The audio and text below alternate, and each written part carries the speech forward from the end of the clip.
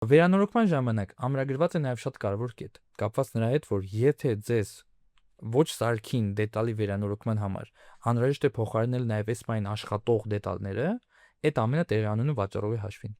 Այսինքն վաճառողը իրավունք չունի, օրինակ դուք մոտեցրեցիք ինչ-որ էլեկտրոնային տեխնիկա եւ ինքը ասեց, գիտեք ինչ կա, ձեր օրինակ այդ էլեկտրական տեխնիկայի մեջ փչացել է այս դետալը, բայց մինչեւ ես հասնեմ այդ դետալին, պետք է փոխարինեմ այս 4-ը։ Վճարեք, խնդրում եմ այս 4 դետալի համար եւ ես կվերացնեմ այն անհամապատասխանությունը, որ ես առաջացրել էի։ Ոչ։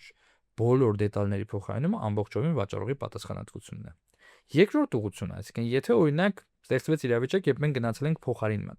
Փոխարինման համար սահմանված է 7 օրյա ժամկետ, կերկին, եթե ապրանքի հետ կապված ինչ-որ խնդիրներ կան, այդ ժամկետը կարող ավելի երկար լինի, օրինակ 20 օրյա ժամկետ, սպառողի հետ համաձայնության պայմաններում։ Կարևոր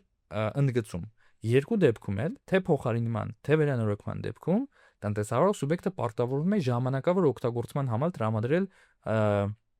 սպառողին համապատասխան ապրանքից ինչ-որ տարբերակ։